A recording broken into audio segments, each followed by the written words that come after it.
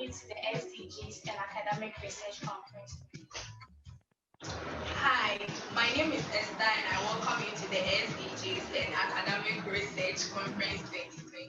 Hi, I'm Eileen K and I welcome you to the SDGs and Academic Research Conference 2020. My name is Efri Fermi and I welcome you to the SDGs and Academic Research Conference 2020. Hello, I'm Preston and I welcome you to the SDGs and Academic Research Conference. Hi, my name is Esther and I welcome you to the SDGs and Academic Research Conference 2020. Hi, I'm Eileen K and I welcome you to the SDGs and Academic Research Conference 2020. My name is Efri Fermi and I welcome you to the SDGs and Academic Research Conference 2020.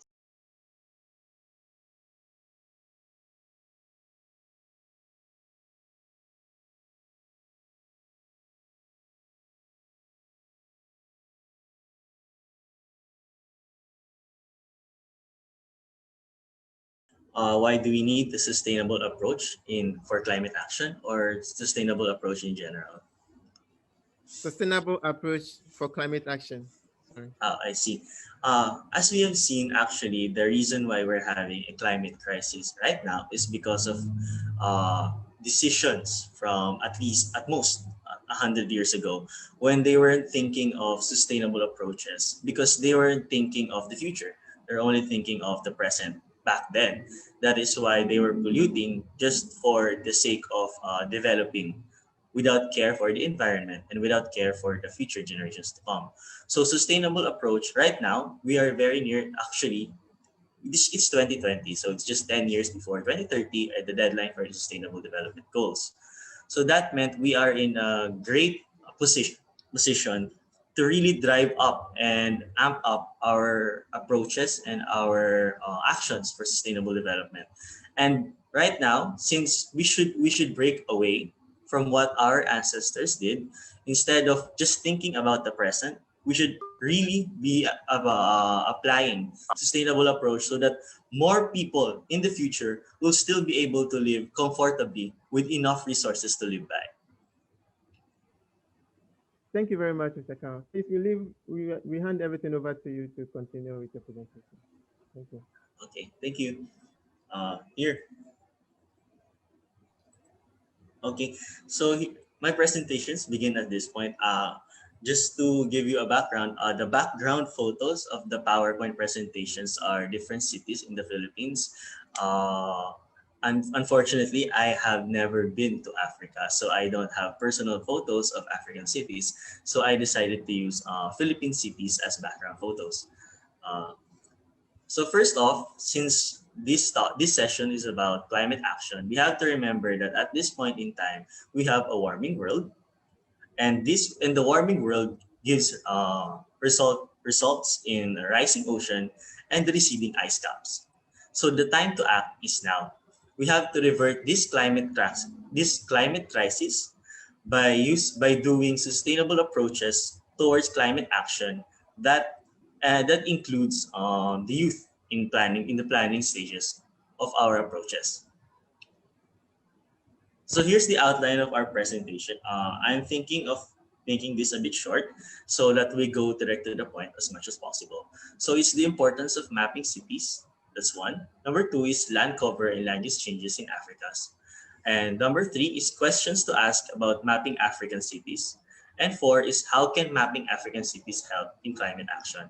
So we start with first what are maps in the first place and why is it important to map the cities. And then from there we go to the physical environment of Africa in general, so that we can know the context of why we needed to map them in the first place. Here. So what are maps? So maps here, it's just according to National Geographic, it's a symbolic representation of selected characteristics of a place, usually drawn on a flat surface. This is actually a very simple definition. It actually defines the map, only the physical map itself. Like it only defines the map that's a bit devoid from who made the map, what the map represents, and what the map is for. So that's what this actually the map is actually maps and cartography in general is actually part of the social sciences as well. It's both an art and a science. So the science part here is how accurate your map is, and your art here is who made the map or how the map came to be. So these maps are our way of making sense of our surroundings. So even before, before like ancient times, civilizations are already mapping their domains. For example, the not necessarily maps, but they are putting marks on the land, especially if I'm not mistaken, in Egypt and in Mesopotamia, where they are marking the seasonal flow, the seasonal extent of the flooding.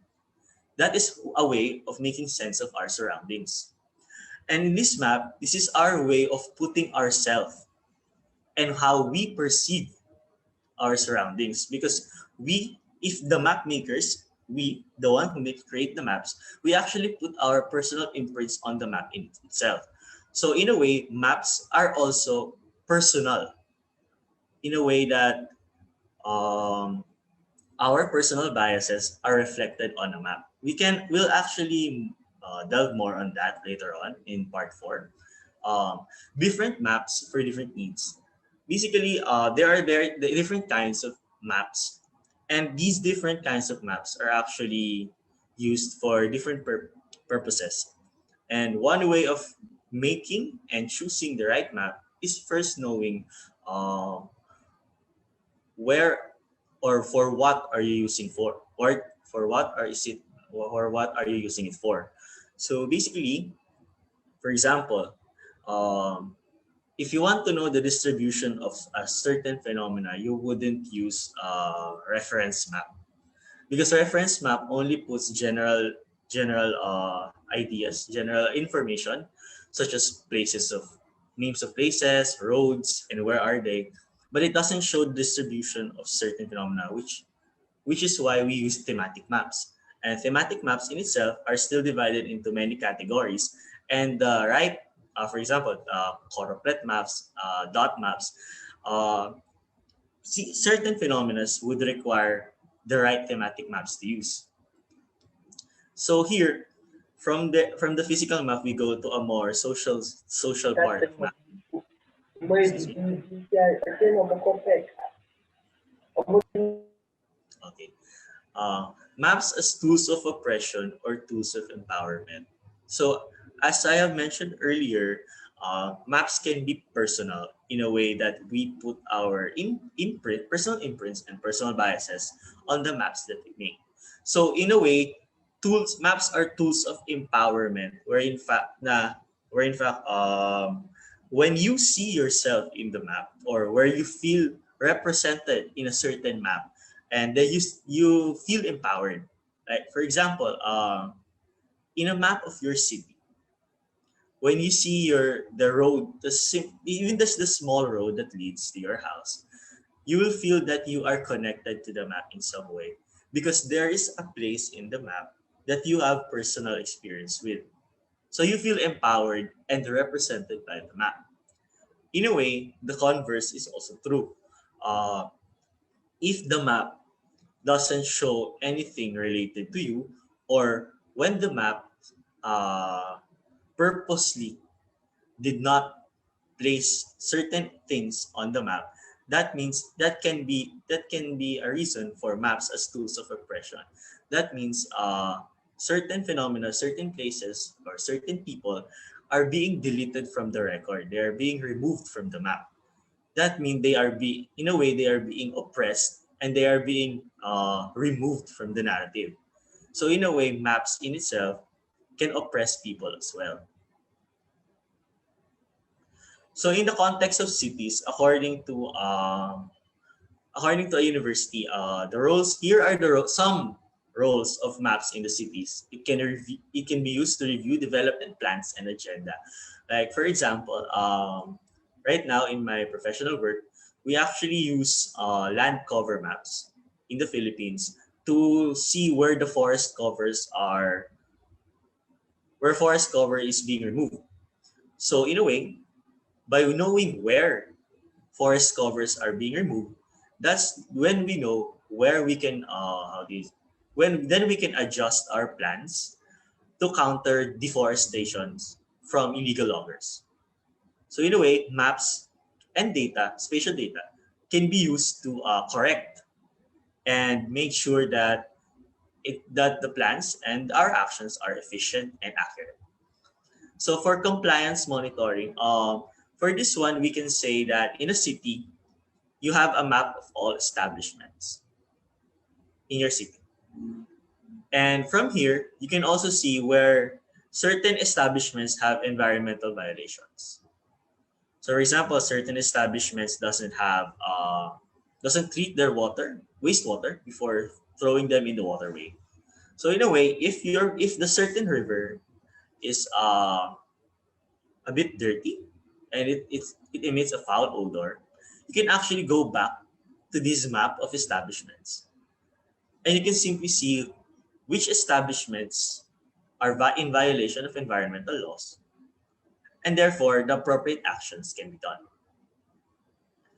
For historical sites preservation, this is particularly important for cities that have historical roots. So, for example, if a certain area or a certain part of the city is actually historic, so it means that preservation efforts should be pinpointed and accurate as well. So it is important to map where these historical sites are, where they are located, and where they are located in reference to other places in the city. Because, for example, if a historical site is a flood-prone area, therefore, you can see when you overlay the historical map, the map of historical places, and your map of flood hazards, and if there are intersections, then your plans of the city should have to be revised, or at the very least, plan a stricter how do you call this to plan a stricter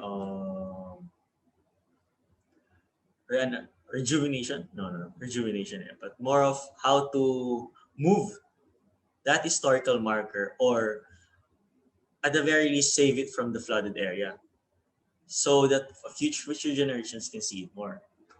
Um, Planning for wider areas beyond the cities. We actually usually cities are thought of as islands of development.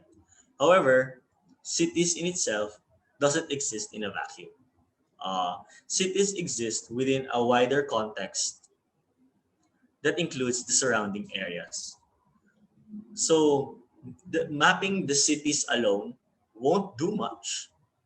It will do good, it will do great, it will do a lot, but it won't be enough if you do not consider the surrounding areas. Service emergencies and interruptions. So, this could be important for electricity. So let's say electricity and water supply, service emergencies and interruptions.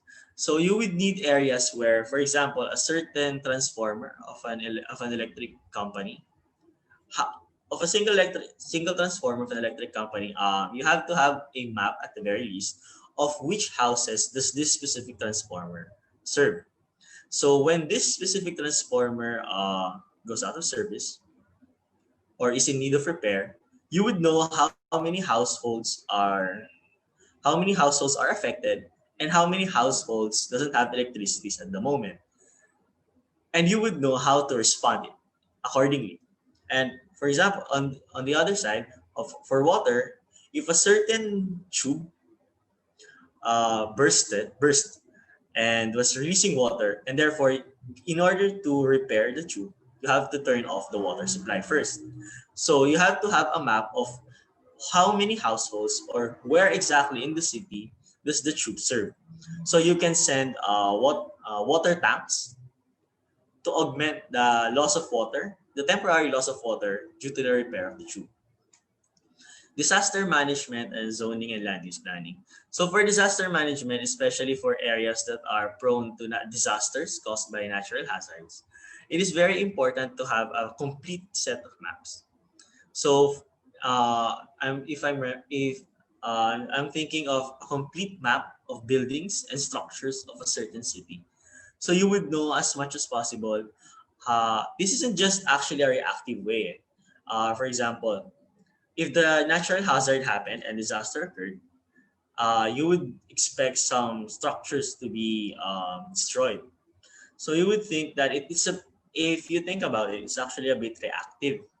It's like you map a city because you expect a disaster to happen, and you just use the map to respond to the disaster. That's a bit reactive. So in order to be proactive, you have to use your disaster maps to plan how the people can be safe. Like for example, if you, as I mentioned before, the flood hazard maps and your disaster maps, if you interlay it and you can see that there are houses on the flood hazard areas, the city government should consider relocating these people to higher ground or to safer places. So in a way that is proactive. You try to prevent the disaster from happening instead of being reactive to the disaster. Okay. So here, land cover and land use change. I at first I was thinking if I should go with desertification or deforestation. So I decided to go with deforestation first. For deforestation, you see that deforestation is actually linked to watersheds, because usually the waters coming from the rivers are coming from watersheds that are forested. So in a way, our forests are linked to our water sources. So in a study by the University of Maryland, they actually predicted that if current trends continue with regards to the level of deforestation, actually the Congo Basin might disappear by 2100. So imagine if the entire Congo Basin disappears, the Congo forest disappears. And although that would entail more land to develop, however, we have to look at the environmental effects of losing a huge amount of forests in the African heartland. So between 2000 and 2014, it actually lost 16,500 square kilometers of forests. That's roughly the size of Bangladesh. So imagine an entire country losing all of its forests. That's the magnitude of the problem. And 80% of the deforestation efforts actually come from subsistence agriculture and small-scale clearing. This is actually, as you can see, you can't just blame these people who are clearing the forest for subsistence agriculture, because they no longer have. This is their only way of feeding themselves, and this is their only way of keeping themselves alive. So in a way, there is a failure in the system that failed to feed them without actually destroying the environment. So apart from the physical manifestation of deforestation, which is the shrinking forest land, and this reason of shrinking is subsistence agriculture, we have to also look into the reason why these people are clearing the forest. And it's because it's their only way of living. So in order to solve deforestation in the Congo Basin, I think we should also look into why people are doing it, why the people are clearing the forests. And to solve deforestation, we also have to solve the reason why people are clearing the forests. So although the paper recommended strict land use, strict land use implementation, I think it can go hand in hand. It's not mutually exclusive. The strict land use planning and implementation can go hand in hand with solving the problem of deforestation by solving the problem why people cut the forest. So in a way, according to the study as well, the Congo Basin is actually one of the major sources of rainfall in the Sahel. And the Sahel actually experienced experienced severe droughts over the years, which left a lot of people hungry. So we can see that the deforestation problem of the Congo isn't just a problem in Central Africa, but it can also spill over to other parts of Africa that depends on the Congo Basin for water supply and rain. So supposedly this part of the session would be about what went wrong upon the urban climate of Africa.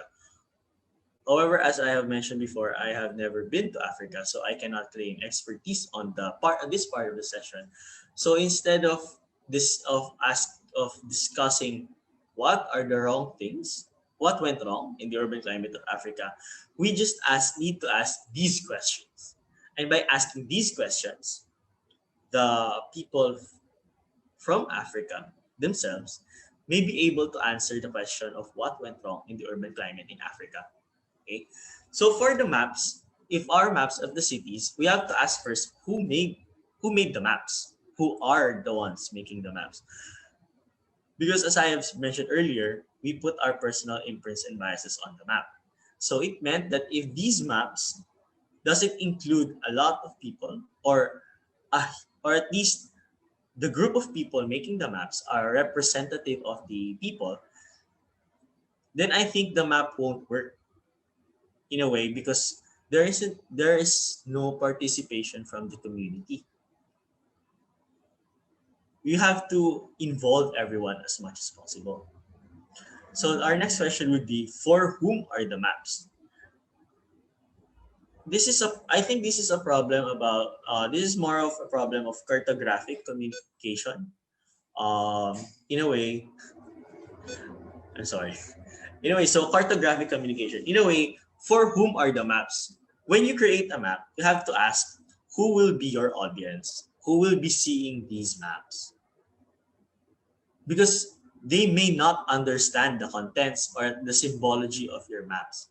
They would probably ask, what does this mean? What does that mean? However, the map maker, the one who made the map, cannot actually answer that, because he or she won't be there where the map will be posted. It will only be just the map itself.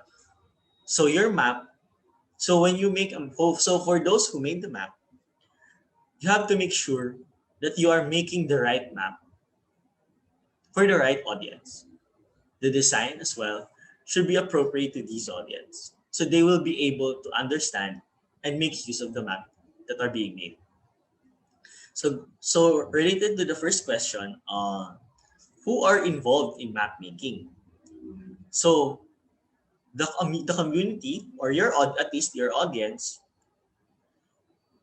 may not relate to the map, or they may not find it relatable, because they are not involved in the map making process. They weren't consulted at the very least. So your map might be a bit useless to them, because they do not understand, and two, they don't feel represented by the map. And next question would be, when is mapping taking place? Is it before, or is it after a certain event? So if you map after a disaster, that would be reactive. If you map before, then that would be proactive. So sometimes we have to question, when are the maps taking place?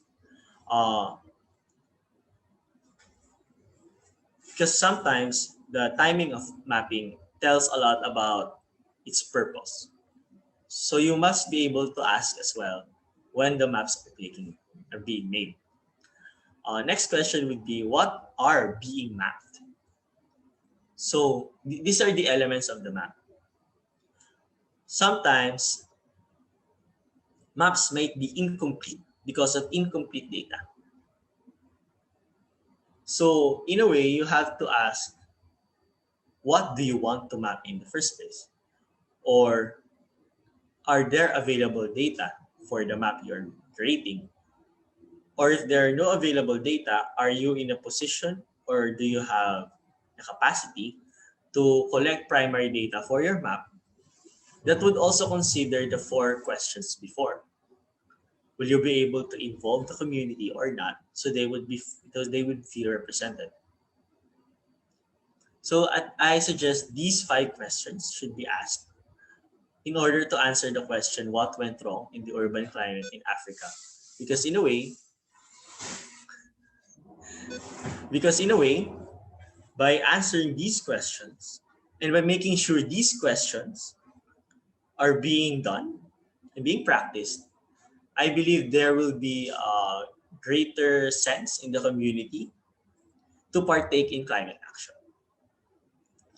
So building up from these questions, we can say that in order to create a pathway towards climate action in Africa, that would be through participatory mapping or through volunteer geographic information.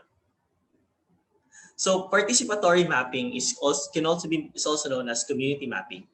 It's based on the premise that local inhabitants hold accurate knowledge of their local environments. It means that in participatory mapping, we assume, and most of the time we assume correctly, that the local inhabitants or the local people actually knows more about the place they live in and the place around them than we do. So for example, if you're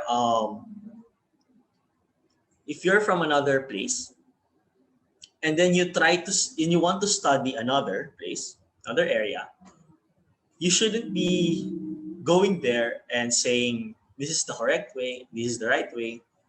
Instead, you have to learn from the people from the community. Because we base it on the premise that these local people are actually expert of their local areas. And therefore, whatever map they make, or at least whatever information they have, would be most accurate for that specific place, because they live there. They know it more than us. So these maps represent the place in which they live, showing features communities themselves perceive as important. So for the maps that are being made through participatory mapping, you can say that they represent the place the best. Because through participatory mapping and through the participation of the community, they will be putting on the map the most important features that they believe are actually of great importance. So that would be more accurate as well. And it represents the knowledge of the entire community. So by doing participatory mapping, you involve a lot of people. Therefore, you combine all the knowledge of those people that participated in the mapping process. So in a way, through the map that is produced through participatory mapping can be a tool of empowerment, because this participatory mapping usually allows traditionally marginalized and remote communities to be represented in the map that they made. So according to Pacheco and Veles in 2009, maps are tied to their makers and became necessary and a critical component of understanding of what the map represents. And they are visual archetypes of how people see the world, mediated by their particular value systems and relationships of power. So you don't just imprint the knowledge, but you also imprint the societal context of a community in a map produced through participatory mapping.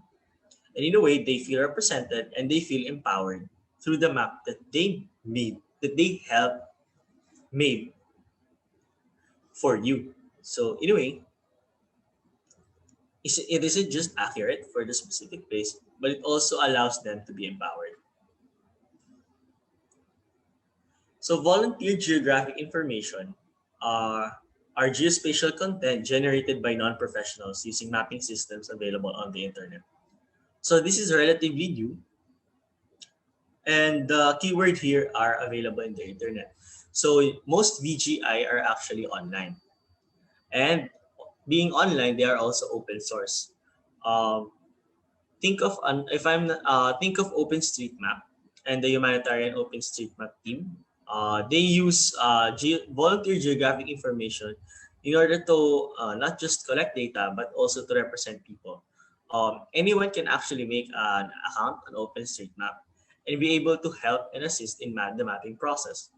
And they can also map themselves. And think of VGI as an online participatory mapping, wherein non-professionals, like any one of us, can actually put themselves in the map as well their societal context on the OpenStreetMap, and this will be available for everyone. So a major part of VGI is actually for crisis mapping, which is true because sometimes maps are incomplete and we would need the help of communities and the local people in order to complete our maps and be able to respond to crises, hazards, and disasters more accurately. So here we have a poster from the UPRI Youth Mappers that it's a mapping activity and a call to help to map areas in Marikina and Rizal because they are hard hit by successive typhoons that caused flooding. So in a way, in order to complete the disaster maps, they would need volunteers through VGI in order to complete the map and respond more effectively. And the other poster would be UN Mappers. They have a call for participatory mapping through VGI to help the UN peacekeeping missions in the Central African Republic. So in a way, in an area of crisis, volunteer geographic information can actually help the peacekeeping missions in the Central African Republic by the United Nations. So 2 years ago, I actually participated in a volunteer geographic information project in the Philippines. This was in 2018. It was a project funded by the USAID and the Catholic Relief Service, and in partnership with the University of the Philippines Department of Geography. Um, Here we actually did disaster mapping, wherein we map in the OpenStreetMap areas that are vulnerable to flooding in the municipality of Taytay.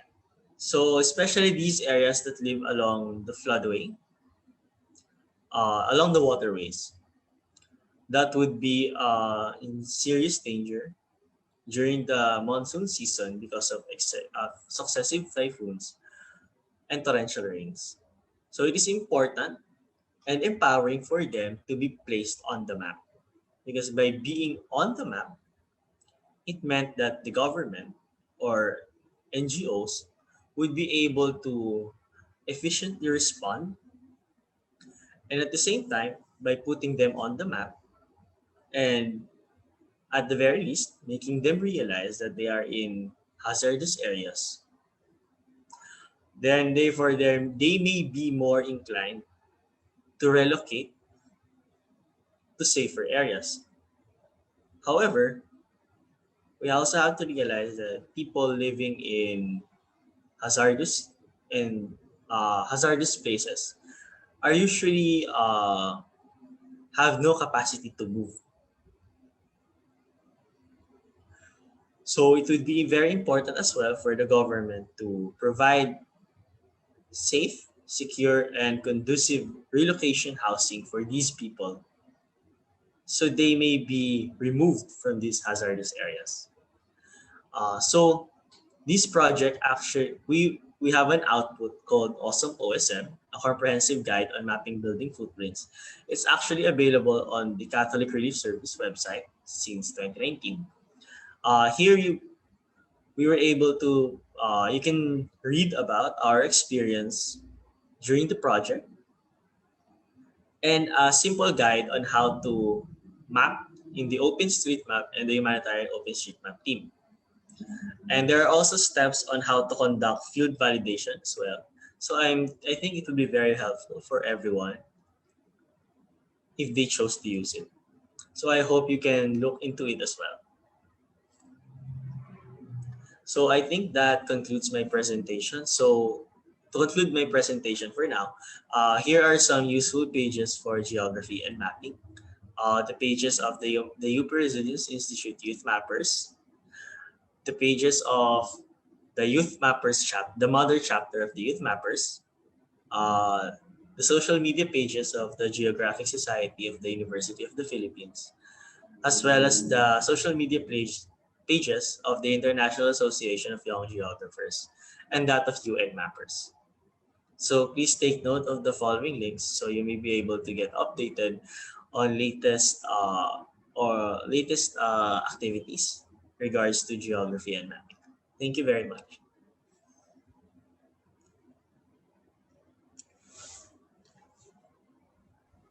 Okay, thank you very, very much, Carl, for your wonderful presentation. Most of the participants joined us on the Facebook Live platform because we had some technical challenges with the Zoom. Some of them too were trying to join, but the meeting span, the bandwidth was low, so we couldn't adopt more people to join us on the Zoom platform. So we can assure you that your thoughts and the presentation will be highly recognized. It is going to reach over 2,000 people in Ghana by tomorrow morning.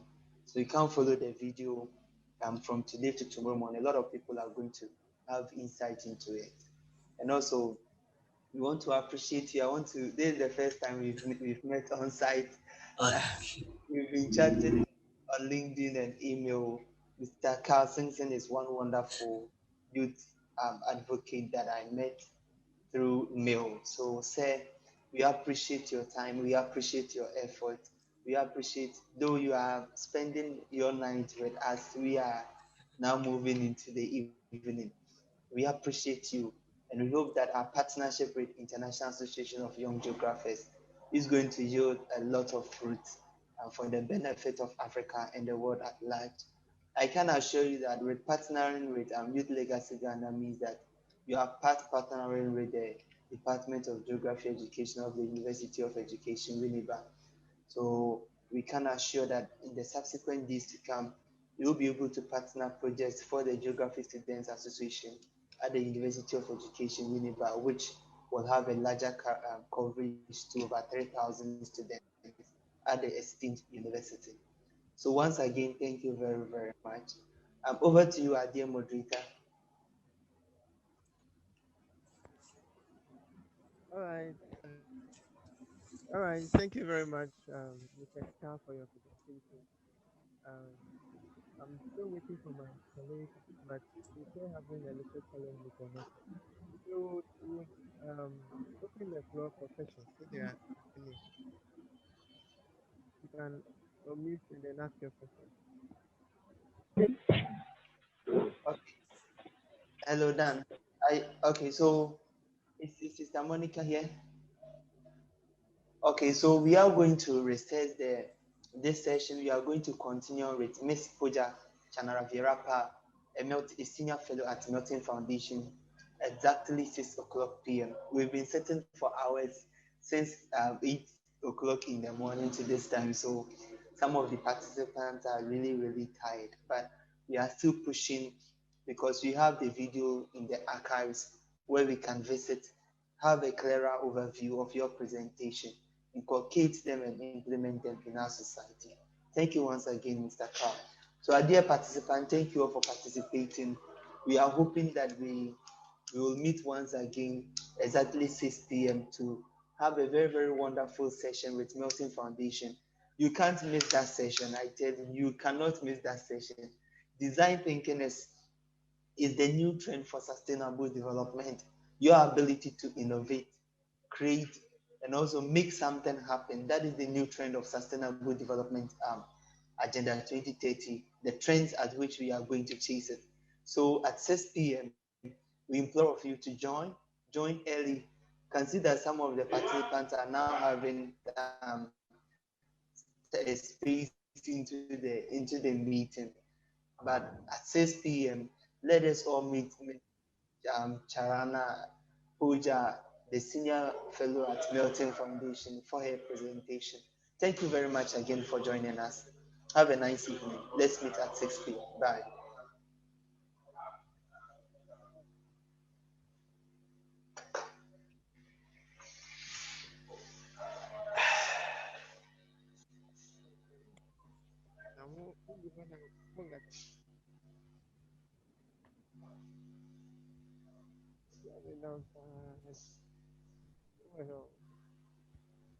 So please, we are meeting at 6 p.m. for the design thinking presentation. Okay. Hey, Danny, Kojo Zima. Oh, Paul can't tell me so. There may be a one in Namni, baby, I would change the idea. Because Let me we say, will let me Kojo say, say,